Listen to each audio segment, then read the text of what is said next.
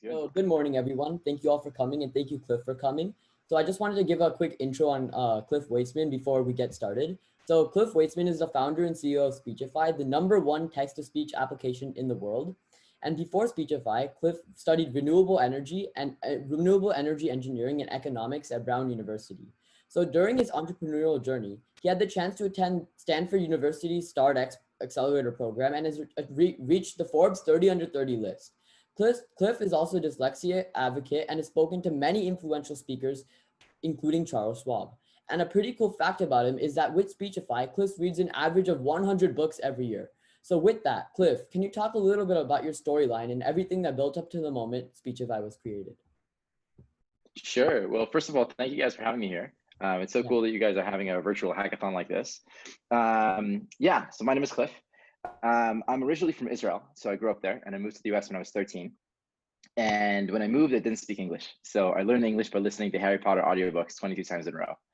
I still have the first chapter memorized to this day. Sadly, I lost the British accent. And I went to school in Marin County, which is just north of San Francisco. And then I went to college at Brown University, which is in Providence, Rhode Island. Happy to talk more about that as well. Brown is an amazing place because they let you make your own curriculum. So you could take any class you want, pass, fail, if you want to. And if you really want to, they let you make your own major. So I made my own major in renewable energy engineering. When I came into college, we had an assignment where we were supposed to write a letter to our advisor telling them what we wanted to study and what we wanted to do in our life. In high school, I read a lot of books. I did speech and debate. I did a bunch of science fair competitions. I built this pressurized air cannon that shoots a flame retardant blanket on houses that'll choke the fire so that it doesn't spread. And I built another company called Cliff's Coupons that basically lets you get discounts from local restaurants if you're a student. And so I thought, you know what? I probably either want to be an entrepreneur or I want to do like finance and economics stuff. So I ended up studying economics, and I also made an independent concentration in renewable energy engineering at Brown. At the same time, I really struggled to read. And so we had a summer reading book called Sons of Providence, which was a terrible book. I don't recommend reading this book. It's very dry. And when I tried to read this book, I got really bored and I couldn't succeed in getting through the book. So eventually my mom took pity on me and she started reading it out to me. And that was way easier for me. And I spent really the entire summer trying to read this book. And it was the night before I was supposed to fly to Brown from California. And I still was only about 70% through the book.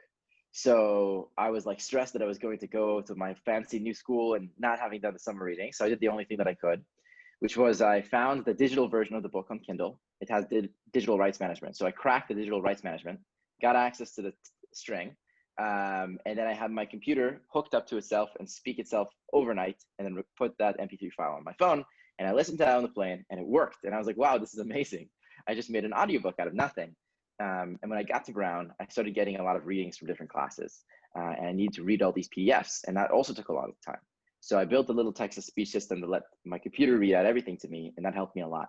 And so I ended up doing about 34 hackathons when I was in college. I won Stanford's hackathon twice, I won MIT's hackathon twice, and a couple more. And I built in total about 36 different products when I was in school. Everything from 3D printed attachable brakes for longboards and skateboards, payments companies, iPhone apps, websites. And when I graduated school, I already built all these different projects, which I'd love to go into more depth on. I wanted to figure out what's something that I could build that would be like $100 billion company. It would significantly impact the world. And the thesis I was following was it needed to be something that created a lot of value in the world. For me, that means increasing the overall quality of life of people.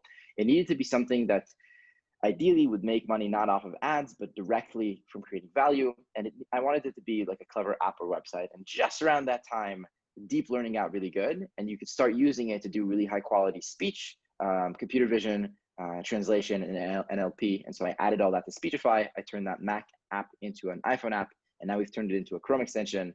And so that's now Speechify used by millions of people. You can scan any book, you can upload a website, it'll read it to you. You can upload a PDF, it'll read it to you. And if you get the Chrome extension, it indexes the internet for you, and you click play and it reads.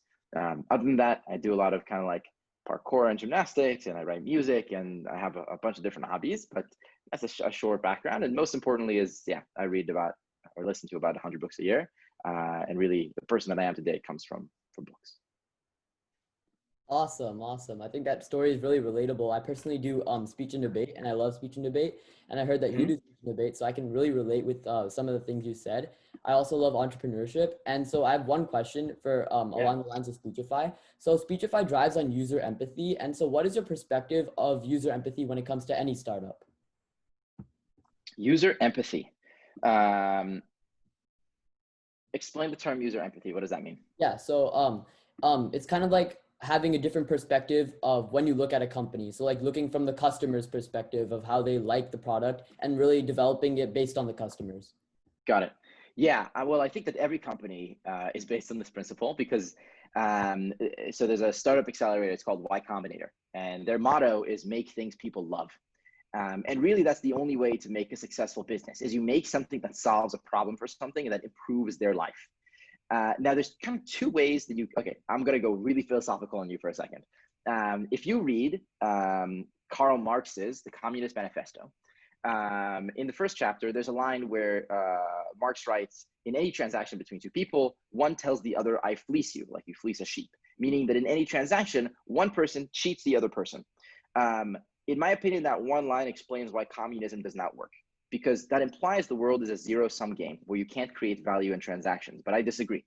I think that in every transaction, if you buy an apple from me and it costs me 30 cents to make the apple and I sell it to you for $1, but the apple, because you don't have many apples, is worth $2 to you, we created value in that transaction. So I think the world is a plus-sum game, which means that in every company's operation, for the most part, you can create value.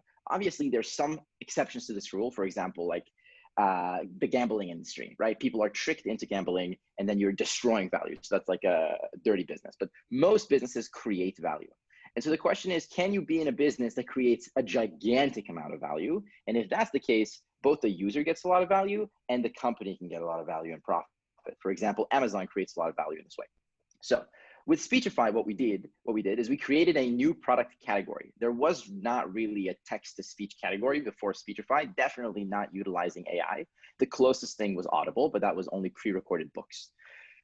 I needed the product for myself. I needed it so badly that when I read the paper that described the AI that we use, I cried because when I was 10 years old, the one thing I needed most in life was some magic wand I could point at the book and it would read it to me. And this was like the one thing in my life I really struggled with.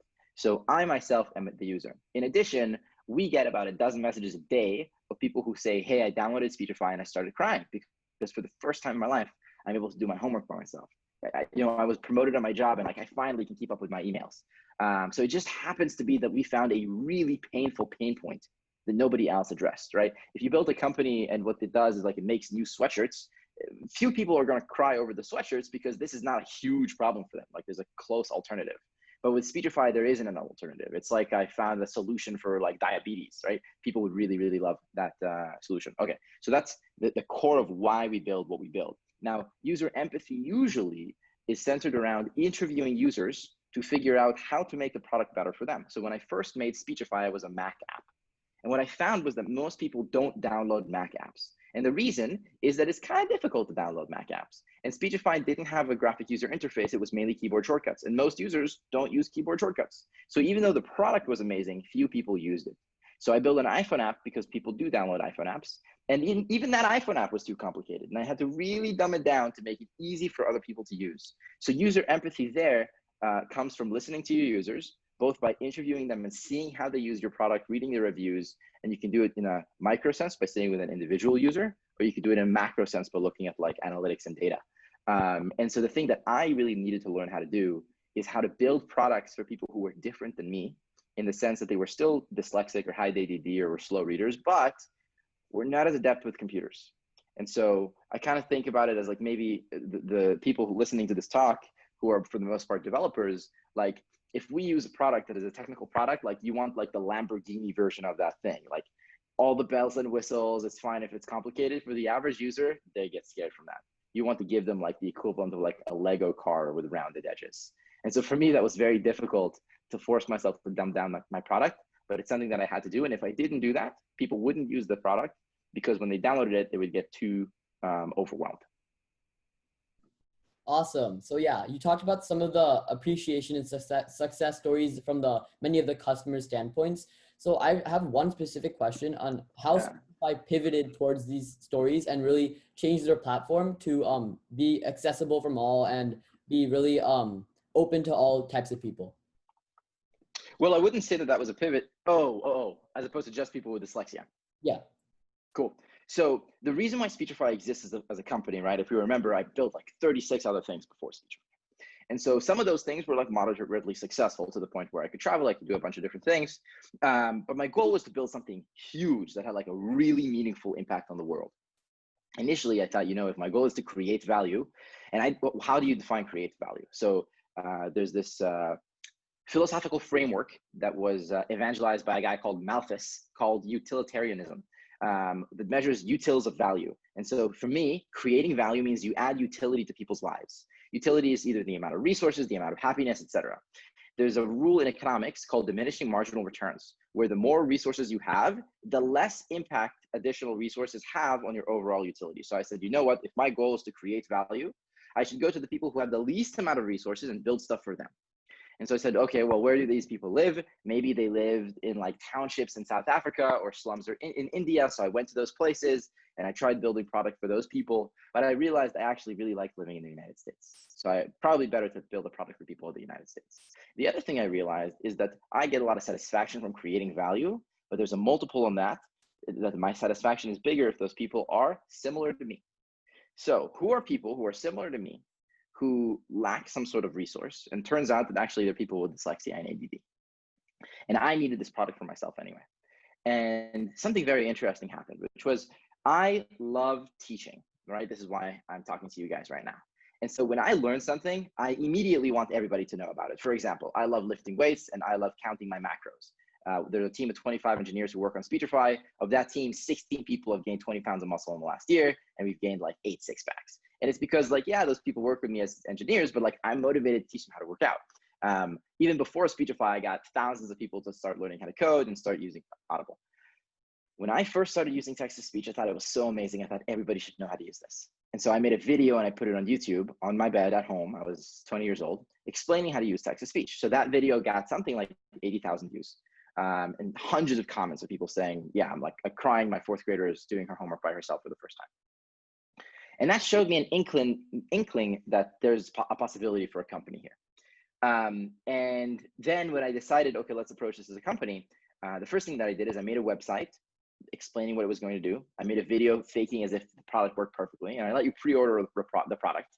And I posted it on 5 Facebook groups and 5 Reddit groups. And people started to pre-order. And I was like, great, people want to buy this product. Initially for people with dyslexia, and then for people with ADD.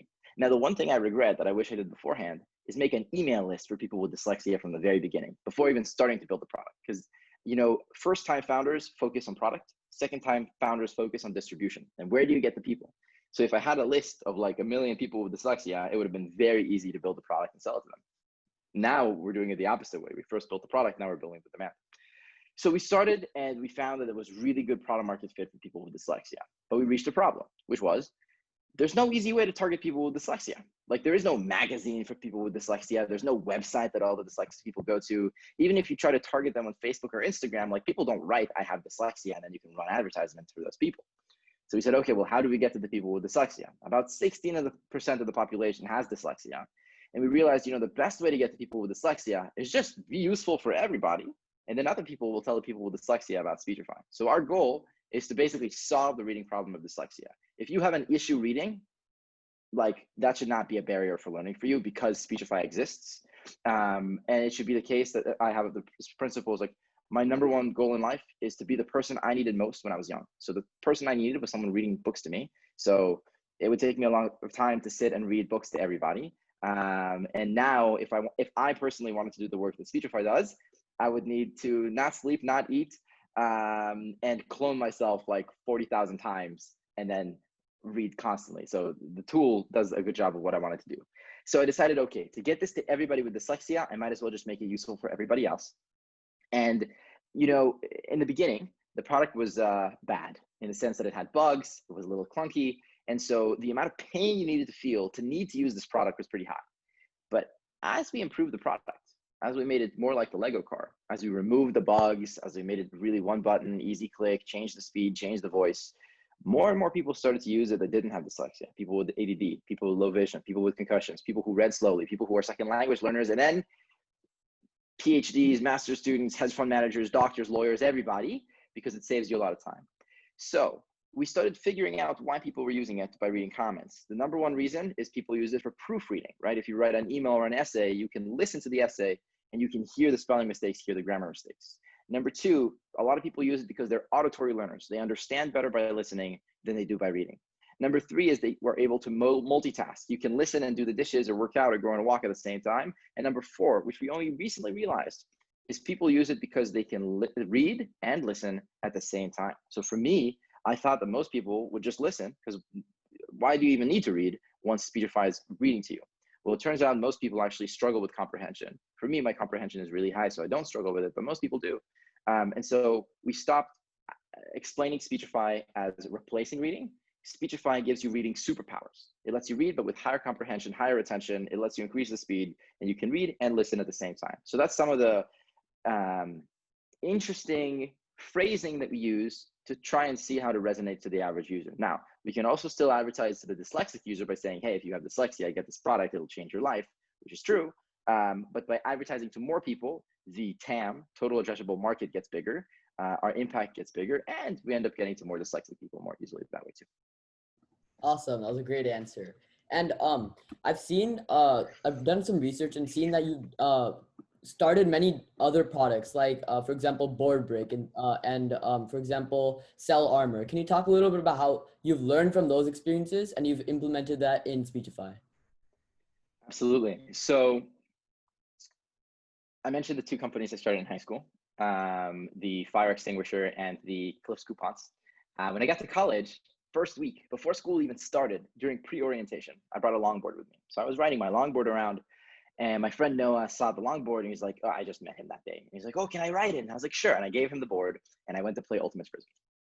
And an hour later, he still didn't come back. And I was like, oh my God, this guy stole my longboard. And so I went and searched for him, and I found him. And it turned out he had ridden it down the steep hill, and I found him with a torn up lip and bleeding knees. He said he's going down this hill and he just couldn't stop. And I was like, oh, that sucks. And so I was trying to teach him how to stop and how to put his foot down. And I realized that I was telling him, okay, when you're going down this hill at like 30 miles per hour, stick your foot out and drag it on the floor, which is like, obviously you're going to fall. And I was like, yeah, if you're not very experienced, it really sucks to stop a longboard. And you know, bikes, they have training wheels, but longboards don't. And they're designed to go fast. So I went online and I searched for a brake for longboards because I wanted to be safe, and I didn't find one. And I looked through the patents, and there were no good patents. So I decided I was going to build one, and I sketched one on a piece of paper. And the next day I walked in the engineering department at Brown. Again, I was there. This is my third day at school, and like the academic year starts in like 3 days. And I just sat in the lobby, and every person that walked in, I was like, hi, I'm Cliff. What's your name? And they'd be like, I'm Bill. Bill, nice to meet you. You know, do you study engineering here? And they'd be like, yeah, this is the engineering building. And I was like, great. Here's an idea that I have for this like board break thing. Could you tell me, if you were to try and build this, where would you go? Who would you talk to? And then like they would tell me, and I was like, great. Would you like to help me work on this? And they'd be like, no, I don't have time. And I was like, no worries. Can you think of maybe like one or two people who would be good for me to contact about this, who are like are good at mechanical engineering or industrial design and might be interested in longboards? So every person gave me 2 phone numbers. I sat there, I talked to like 14, 15 people. The 14th person gave me the phone number of a person who then told me about another person who was doing a dual degree between mechanical engineering at Brown and product design at RISD, which is like the #1 design school in the world. And that person happened to be a longboarder. So I contacted the person and we started working together on Board Break. He only worked on it for like 1 weekend with me, but it helped me a lot to make progress. It showed me how to 3D print, how to do a lot of other things. And I kept working on it over and over. Here's the things that I learned from this experience. When I started Speechify, the first thing that I did is I contacted a bunch of school principals of schools that were for kids with dyslexia. And I met this guy, his name is John Green. I owe John Green a lot. We had a talk, and he said, okay, nice to talk to you, kid. I thought this would be 5 minutes. We've been sitting here for an hour and a half. I have a speech I'm giving tomorrow, so I have to go. And I was like, oh, what's the speech? And he's like, well, it's for the International Dyslexia Association Conference. And I was like, that sounds interesting. I think I should be there. What is it? And he's like, well, there's 1,000 dyslexia educators that come from all over the world. And I'm giving a talk. And I was like, oh, amazing. Can I come? And he's like, I mean, I guess, but it's in Florida tomorrow. And we were in Rhode Island. And I was like, okay, well, let me see what I can do. 3 in the morning. I book a ticket to fly to Florida. I convince United on the phone to give me a $200 discount. I show up, I get an Airbnb nearby for like the cheapest amount that I can. And the conference is $600. I was not going to pay $600. So I find online the people who are on the board. I message all of them. No one agrees to give me a free ticket. So I just sit in the lobby of the conference. And every person that comes in, I was like, hi, what's your name? I'm Cliff. Nice to meet you. And maybe the 10th person agreed to go get me an extra ticket that he had. So I got into the conference. I come in, 1,000 people are sitting in the audience. The keynote speaker finishes presenting. The stage is empty. And I'm like, let's do it. I jump on the stage. I plug in my computer. I'm like, hey, my name is Cliff. I made this thing I want to show you guys. And then I presented Speechify. And so 15 of the schools offered to fly me out to teach their kids how to use Speechify. And that's how the company started. And so you can see directly the relationship between me sitting in the lobby for Board Break and me sitting in the lobby for Speechify. The other thing to realize is Speechify today, it's a pretty big team, but there's been hundreds of people who have touched this product. And it's gone through many different permutations of who's working on it. And usually it's the case that I am so committed to it that I'm never going to give up on it, ever, especially since I understand the value and I care about this. And I'm just a person who perseveres and never gives up. But there's other people who have worked with it on it for a weekend or a week or a month, and then they kind of cycle out and they decide, I want to go get my master's, I want to work on this, I want to do that, etc. I'm going to move. So with Board Break, I worked with one person and then another and then another and then another. But the constant across all time was me. Speechify is the same way. If I gave up when my teammate gave up, there would be no Speechify. And so that's something that I learned along the line with Board Break. The other thing I learned with Board Break is the importance of MVPs. My brother Tyler, he goes to Stanford. He built 30 iPhone apps before he was 17. A couple ended up in like the top 10 social networking category of the App Store. And he built an app called Black SMS that allows you to password protect and encrypt your text messages. Now, there's other apps Tyler made that were really well designed, beautiful games, whatever. Black SMS, he made it in a weekend. He published it. It looked terrible, but it got really popular. You never know what's going to succeed when you build it. That's an important concept of customer empathy. You can't simulate it perfectly in your brain. You have to put it out there. And so the conclusion there is like, it was very important that he just built it and released it and didn't try to make it perfect. The same thing was true with Board Break. The same thing was true with Speechify. The second I had something working, I put it out there. And it was bad and people didn't like it initially and I didn't get as much engagement as I would have dreamed, but at least I started getting feedback and understanding. And so that was something I learned through Board Break, through Cell Armor, through all the different companies, is I would build the minimum viable product initially, and the second I could, I would release it into the wild and see how it would do. And if it flopped, I didn't take that as an attack on me. I just said, okay, let's like make it better, make it better, make it better. And the sooner you can allow your products to interact with real people, the better, because you can improve it. Awesome, awesome. And you're a really good entrepreneur, I would say. And so entrepreneurship is a very massive section of people. So why do you personally think you're an entrepreneur, and what is the reason for being an entrepreneur? I've seen that many people have different reasons. I want to ask you that question.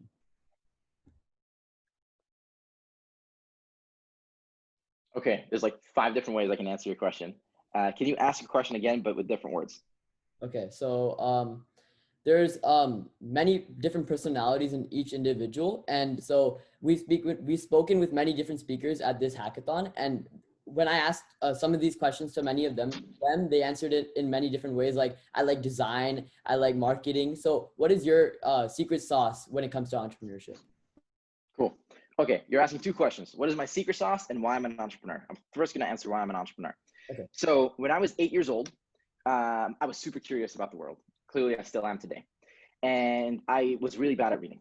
So the way that I learned things was by talking to other people. I would go on walks with my dad all the time, and I would ask him all the questions possible, right? And we got pretty deep because I asked questions, so he gave me back responses. So by the time I was 10 years old, I would ask questions like, why would you take out a loan to buy real estate? What is the stock market? What's the difference between a mutual fund and a hedge fund? Like, how did this bank get started? And then eventually I got access to audiobooks after I listened to Harry Potter when I was 12. So then I started reading everything there. History books, biographies. Junior year of high school, I got really into real estate. I read 100 books on how to invest and broker real estate. And so I just, and if I met like a friend's dad who was a doctor or a surgeon, I would leech on like a leech, and I would ask all the questions about being a doctor and like different like product ideas I had for medicine, whatever. Cool. So I got to learn a bunch about different professions. And I realized that being a doctor takes a long time. Being a lawyer is cool, but I don't want to do all that reading. I like making stuff. And so when I was in preschool, the three career options that I thought would be interesting was be Prime Minister of Israel, I'm from Israel, be a pop star, and be a billionaire. And I decided I'm going to be all three of these things. So I did a lot of performing as a singer when I was young. I was into speech and debate. At this point, I don't want to do politics. There's too much red tape for no reason. And I realized over time that actually what I want to be is like, probably will be a billionaire, but more importantly is I want to create value. And I learned that from an essay that I read called On Wealth by Emerson in another philosophy class. And so really the way I shaped myself was through having a bunch of different experiences, talking to a lot of different people and reading a lot of different books. And so coming into school, I thought I'd either be going into finance or entrepreneurship. And the reason was both of them will help you be financially stable. And I went to this conference at Goldman Sachs, which is like the biggest investment bank in the world. They sponsored me to stay in this hotel, and I went and talked to their team. And I asked them questions like, so are you working with the smartest people you've ever met? And they were like, people are pretty smart. And I was like, what's your favorite thing about your job? Well, the compensation's really nice. And I was like, okay, it doesn't seem to me like the joy, the vibrancy is here. And I also am of the belief that I can create value independently. I do not need to be part of a company to generate value in the world. And when you think about creating value as the root cause of entrepreneurship, things become more clear. There's a really great, actually the word entrepreneurship comes from a Latin root, meaning to elevate economic resources from an area of low yield to an area of high yield. And for me, that's the coolest thing in the world. It's like magic. And so a book that really shifted my view is called The 4-Hour Workweek by Tim Ferriss. If you're gonna read any book, read that book, The 4-Hour Workweek by Tim Ferriss.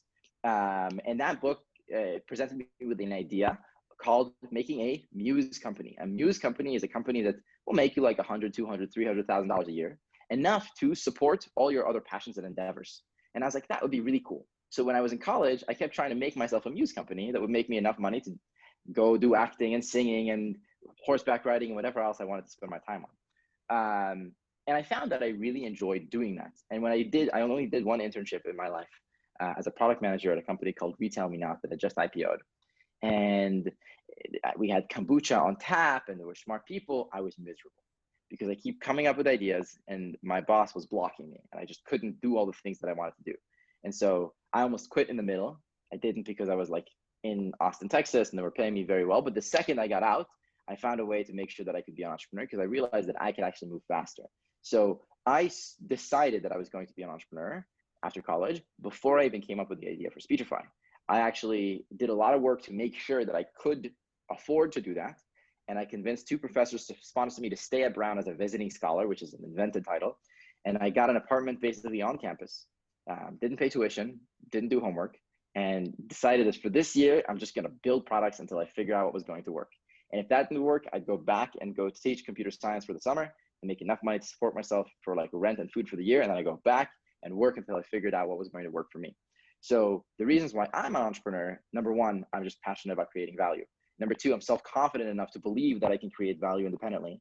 And number three, I've realized that if I'm gonna have a boss, it has to be someone that I think is more inspiring, more capable, smarter than me, that I can learn from. And sometimes I find people like this, usually in books, Benjamin Franklin, Alexander Hamilton, but usually it's not the case. And so my thing was like, okay, either I'm going to go work in a small team under like Elon Musk, where someone that I think I can learn from, or I'm going to do my own thing. It was difficult for me to find a team like that. So I went and I did my own thing, and it worked well. But the challenge was like deciding that I'm not going to take a job after graduation. Now, what is the secret sauce that I bring to entrepreneurship? There's a couple of them. Number one is, a lot of people talk about IQ, which is intelligent quotient. People talk about EQ, which is emotional intelligence. But there's a third one called AQ, which is adversity quotient. And it's how good you are when you face challenges. And that's the thing where I excel. I sometimes think entrepreneurship, you must have heard, is like a marathon, not a sprint. I think of it like you're in a Jeep and you're going through the savannah. If you run out of air in your tires, you're done. My tires never run out of air. They might be like less air, but like they just stay. Like I don't give up.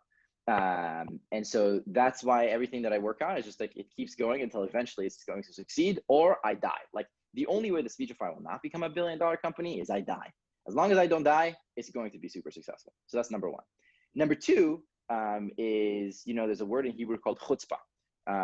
which means like having a lot of confidence and being good at kind of like skirting the line and like knowing when to like walk around politeness. I'm very good at doing this. Example is jumping on the stage of that thing, but like my entire life is stories about me hacking systems. So there's a principle I live by, which is in every human ran system, there's always a way of circumnavigating an obstacle by usually going to the person at the top of the governance structure and getting them to give you a special exception or finding some other way around it.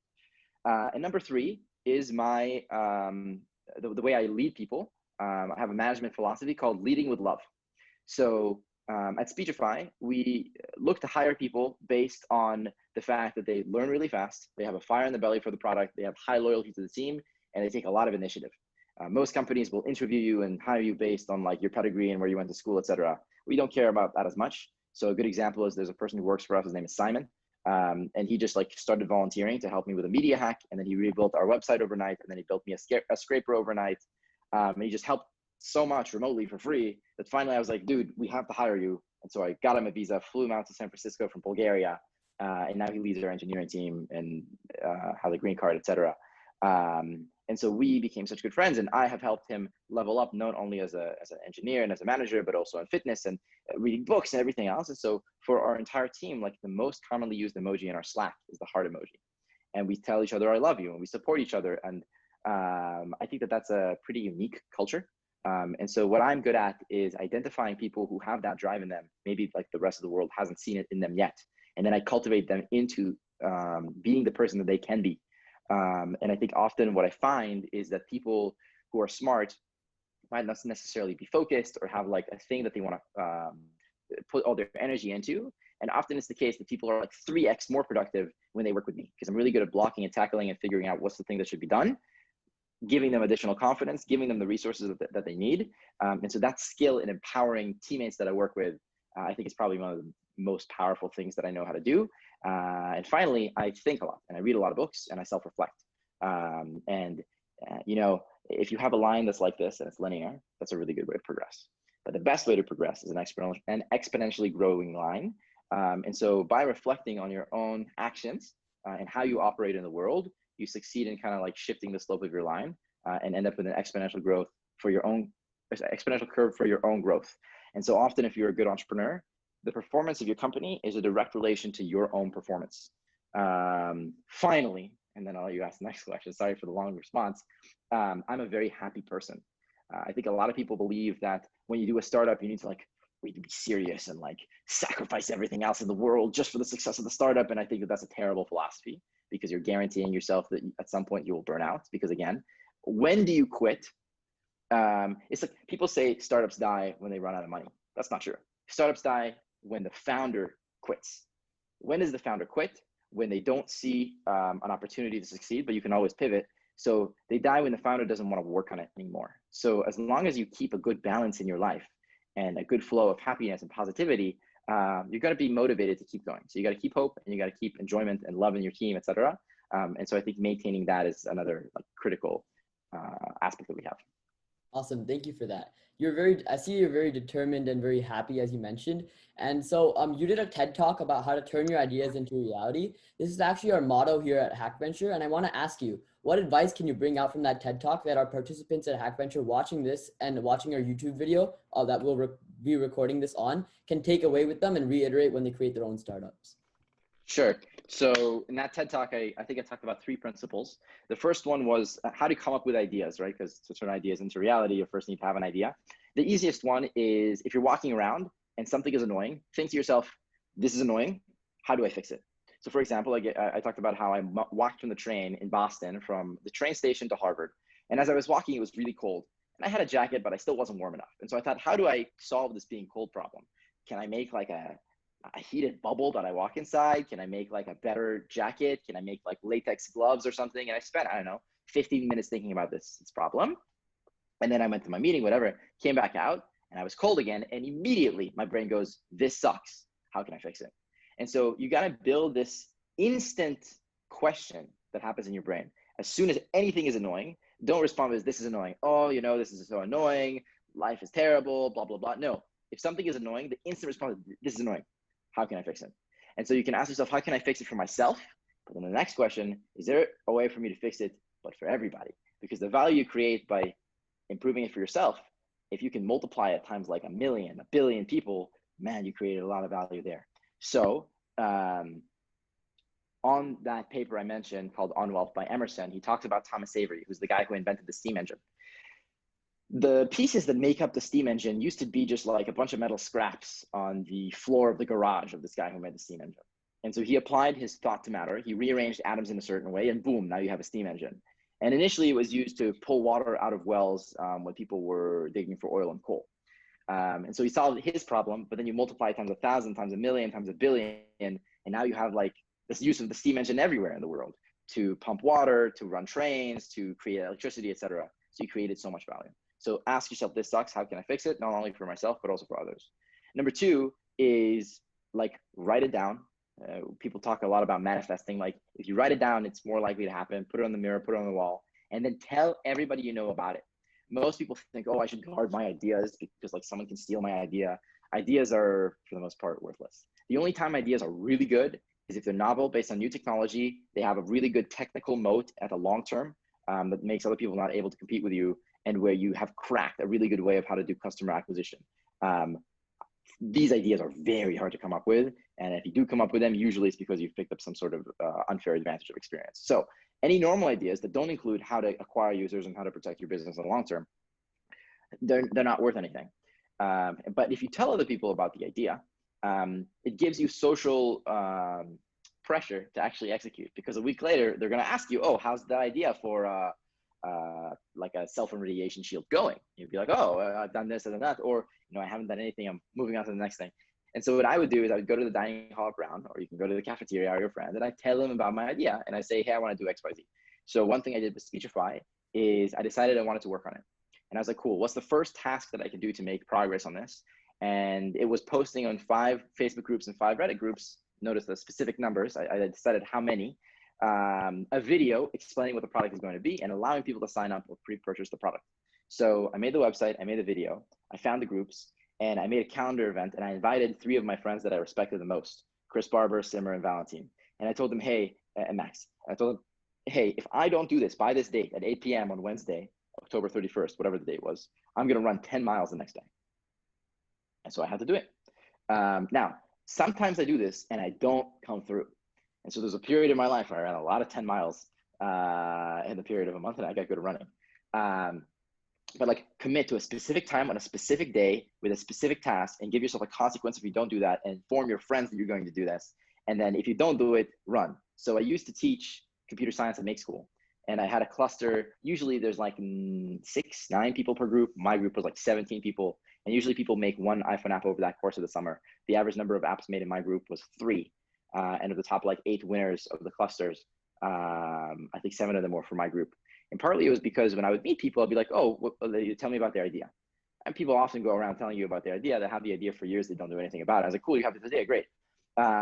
What's the first thing that you can do towards it? Great, let's figure out what's the most basic MVP that you can build.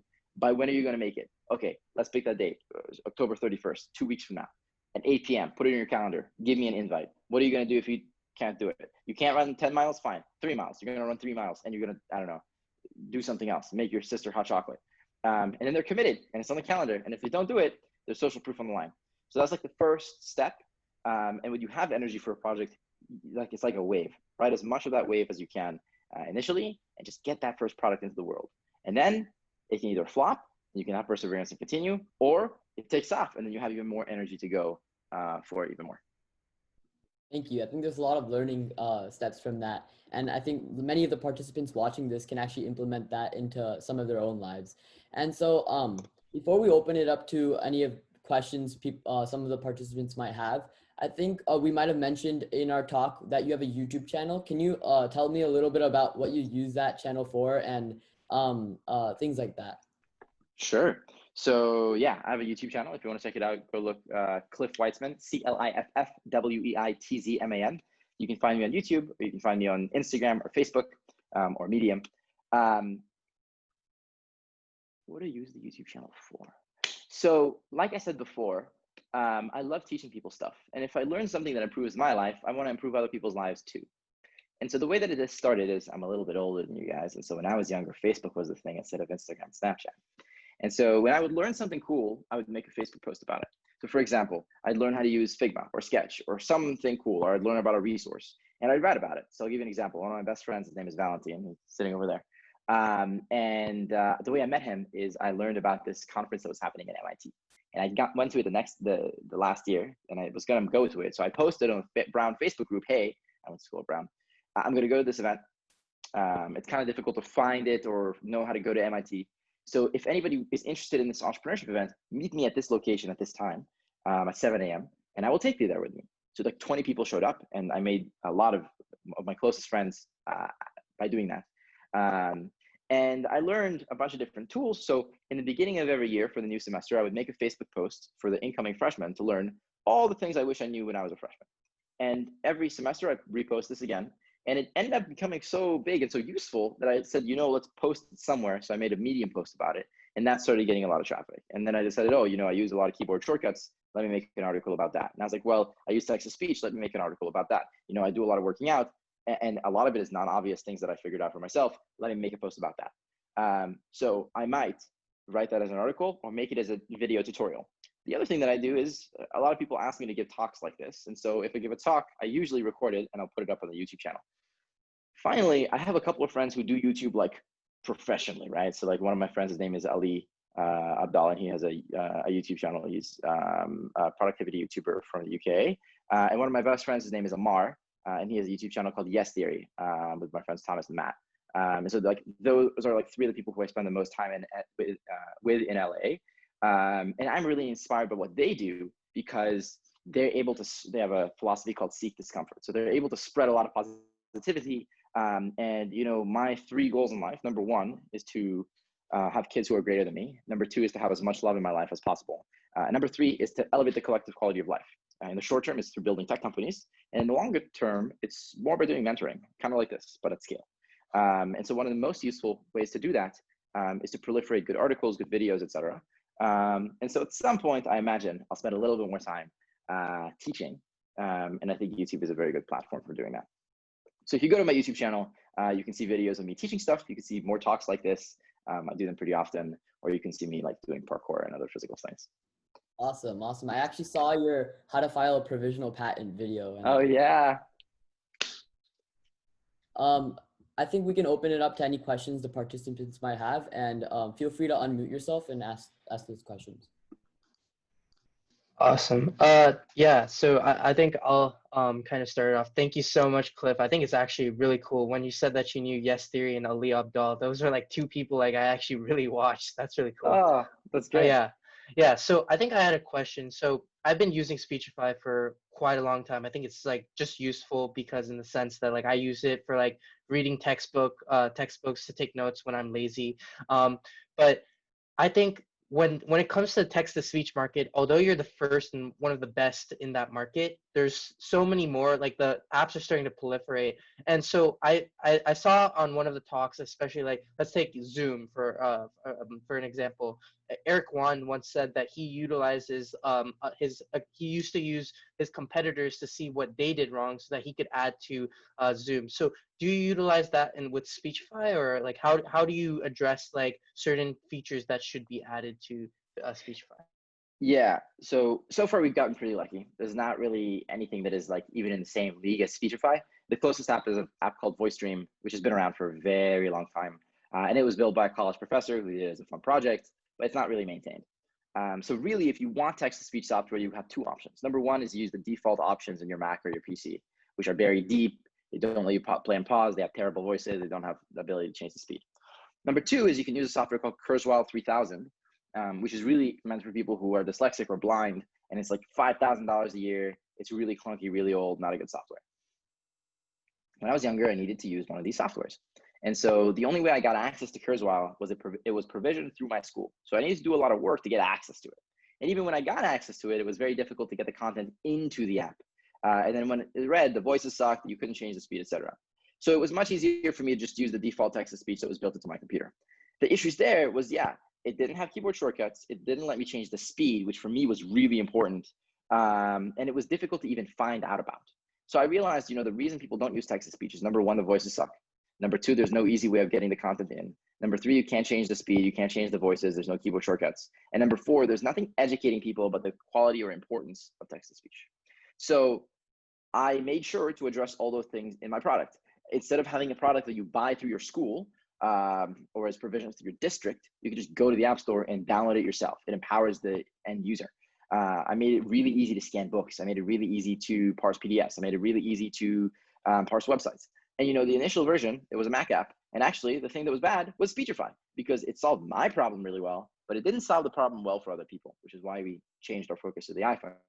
Even the iPhone app has a little bit too much friction to get the content in, which is why we built the Chrome extension, because it already has access to all your browser. So I actually don't spend that much time looking at competitors because, frankly, they're very, very behind. And so I don't need to look at them to see what they're doing badly. Yeah. It would be great to look at them to see what they're doing well. But I have yet to come across a situation where there's another text-to-speech app that does something else better than us. There's other apps that are like industry standards that do things really well that we look up to. For example, like native Apple apps, and we like learn tricks from them that are unrelated to text-to-speech. So that would be useful, but pretty limited. I think the comment that Eric made was actually probably around the time he was starting Zoom, kind of what inspired creating the product. And then if other companies did something really well, he would implement it. And Zoom is very different in how it functions compared to, for example, Skype. Because Zoom, you don't need a login to use it. It spreads really fast. They use Calendar as a tool for growth, which was brilliant. Yeah, he was really talking about that feature. Yeah. The other thing that Zoom did is they built a remote engineering team, which allowed them to move really fast. And that's a similar thing that we did at Speechify. And that's a really big unfair advantage if you do it well. Awesome. Thank you so much. Yeah, of course. Awesome. If there's any other questions, please feel free to chat it or unmute.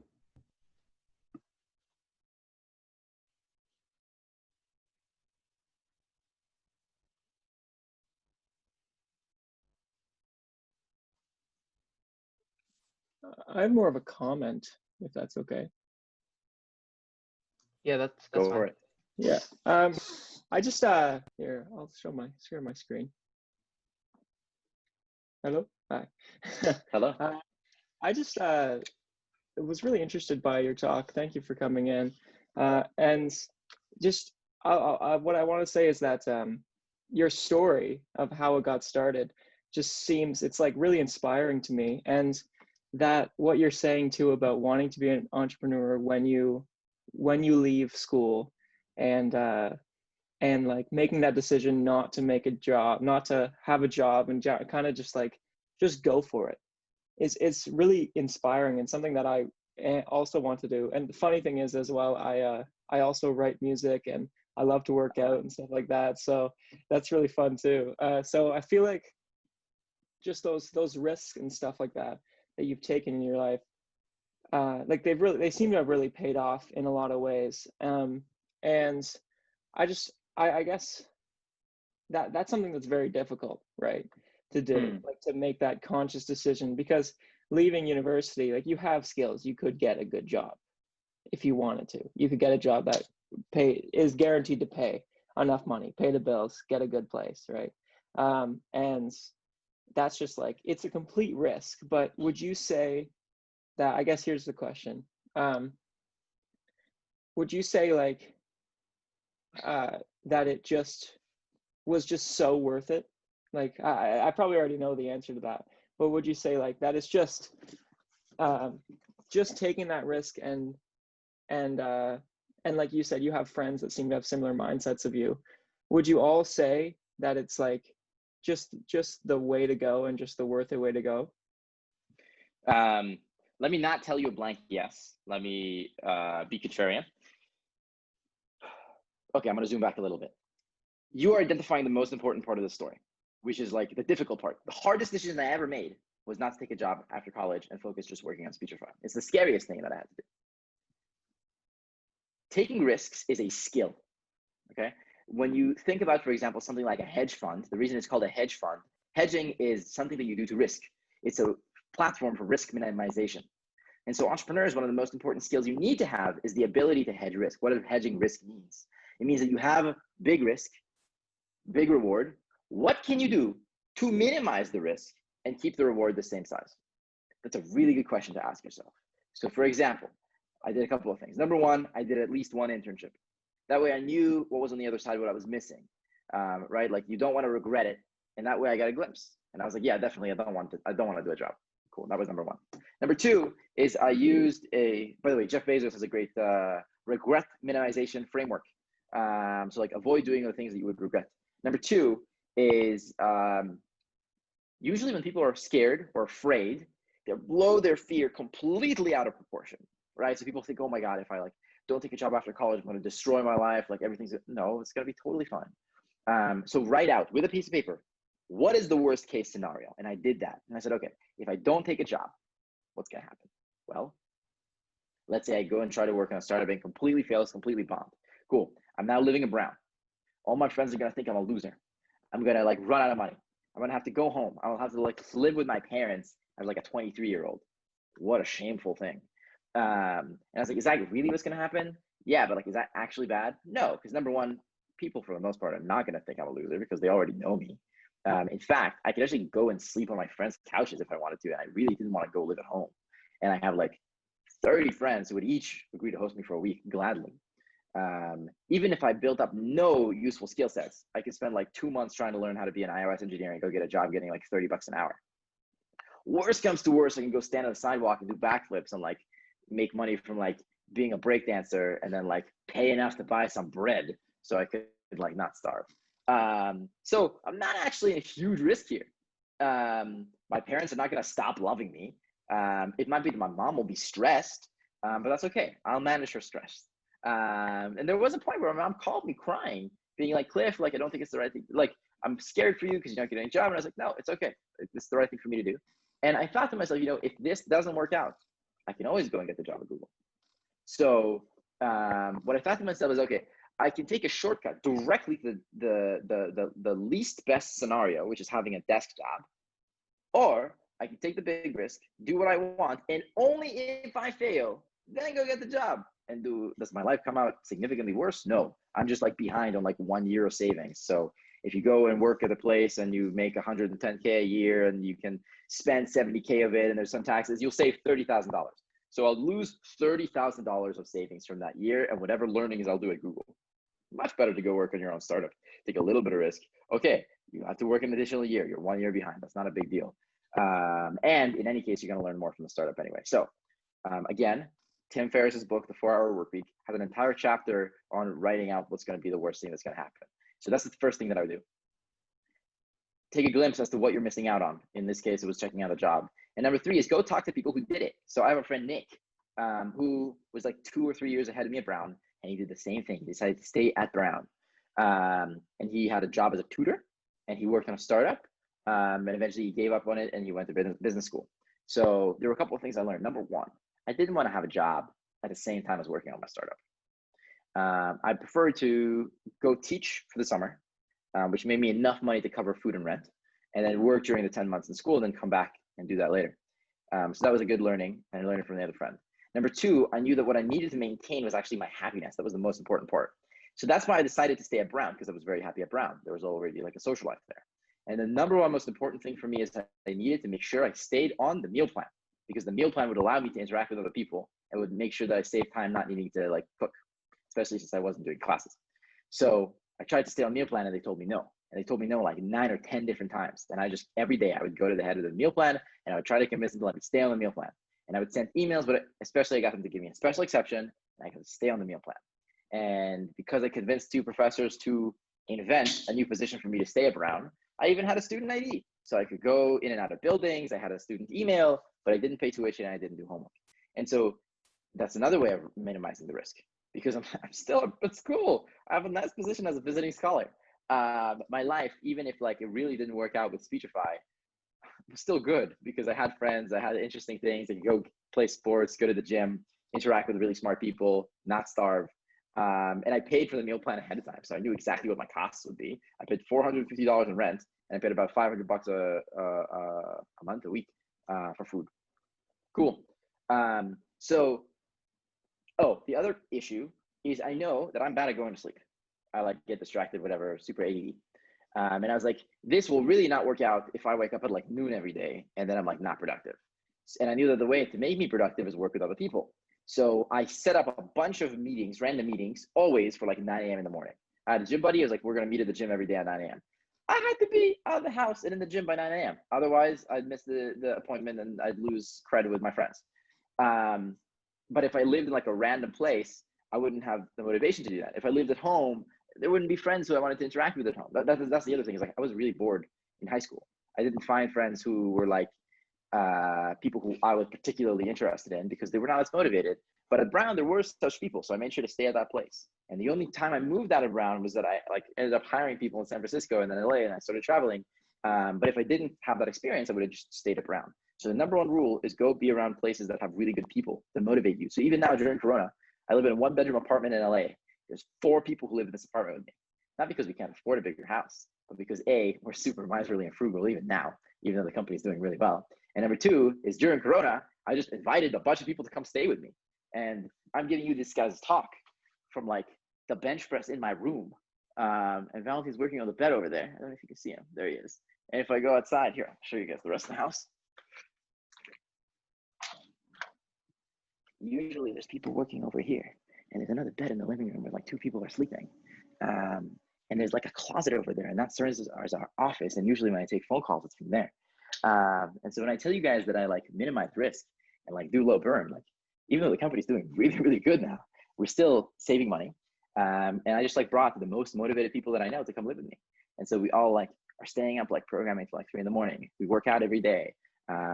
Like yesterday I was teaching Valentin how to play guitar. He was teaching me how to music produce. Like the number one thing is go surround yourself with really awesome people. And all the people here, I met them randomly. Like Simon, I met him from Facebook because he like messaged on a board that I was on. Valentin joined me because I made that post and we met at like that event of going to MIT that I organized. Chaitu messaged me on Facebook. He didn't know me. He just read an article that I wrote. So he DM'd me. And the same thing is true of all my friends. How did I meet Amar? 3 different people in LA told me, you know, you have the same energy as this guy, Amar. And they introduced us via text. And then we got close. And Aliyah actually met through Valentin. So go and build these networks of like good friends. And like exactly this type of interaction that we're having now, like send me a message after this. Like we'll continue talking, right? And a lot of the times I send like, I don't know, 10 messages a day to random people that I don't know because I think that they're cool and I find them online. And then eventually we become friends. So the biggest thing that you could do to minimize risk is just go be around really good people. And if you do that, you'll win everything. Awesome. Wow, that's very cool. And I think we have another question through the chat. It says, how easy is it to port Speechify to other languages and other than English? So Speechify works in basically all languages. So if you scan something in Japanese, it'll read it to you in Japanese. You can then like translate it immediately into Arabic or Turkish or French or whatever you want. So very easy if you use the iPhone app. You just need to have the translation feature turned on. awesome. And then what you do in the app, I'm just going to show you. This is Speechify the app. I can take a picture with the camera icon if I want to, of like whatever text. In this case, it's my face. Let's say I go to my library. I pick something to read. This moment, the turning point for real change. Cool. So if I go up here, you see there's a little globe. If you click on the globe, you can activate it in other languages. And if you click here on the voices in the bottom right, you pick the voices. And if you click on English, it'll let you translate or speak in other languages. So let's say I want to speak something in Spanish. Change language, and then I can listen to Spanish voices.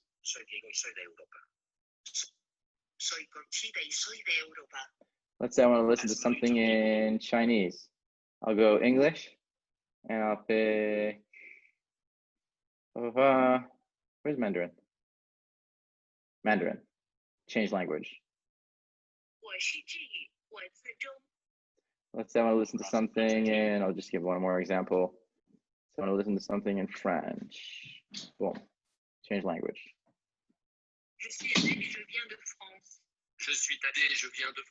So you can pick whatever language you want, pretty easy. Awesome. I think that answers the question. We have one last question, then we can conclude the webinar. It says, how did you get people to know about your product? How did I get people to know about my product? Well, first it always happened through word of mouth. You tell people about it. second thing is I made a video about it, and that video got a lot of attention on YouTube and Facebook. And I uploaded it to both platforms. And then I posted about it a lot in groups that were already big that had to do stuff with my topic. So I found all the Facebook groups that had to do with dyslexia, and I posted on all of them. And then, as we talked before, I went and I talked to all the school principals, and I crashed that conference. And then people introduced me to their schools, and I talked to the schools. And then I like went the next step, and I was like, hey, are you on any email lists with other professors? And then they wrote about Speechify on those email lists. And then I did a lot of like optimizations, you know, what like SEO is, search engine optimization. I did ASO, App Store optimization, to try and get the app to rank really well on the App Store. And then now we run a lot of Instagram ads and Facebook ads, and now we're starting to do YouTube ads and TikTok ads and more ads in different places. And that's how you drive a lot of traffic to the app. Most of our traffic is organic, but a good amount of it now comes through paid acquisition via ads.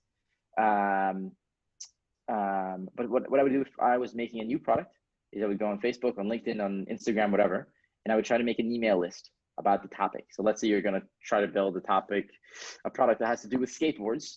I would like make the world's most interesting newsletter about skateboards, and I would get everybody's emails or text message them, like phone numbers, and I would start a newsletter about that topic. And then when you are ready to release something, you send the email to all those people and ask them to back your Kickstarter campaign or sponsor your product or do whatever you need to do. Awesome. I think that answers that person's question. And since we don't have any other questions filing in, before we end this webinar, I just want to say thank you to Cliff for coming out here and pleasure, yes. About his personal life, but also some key takeaways that I know I and many others will really absorb and use in their own startups and ventures. So once again, thank you, Cliff, for coming, and that concludes today's webinar.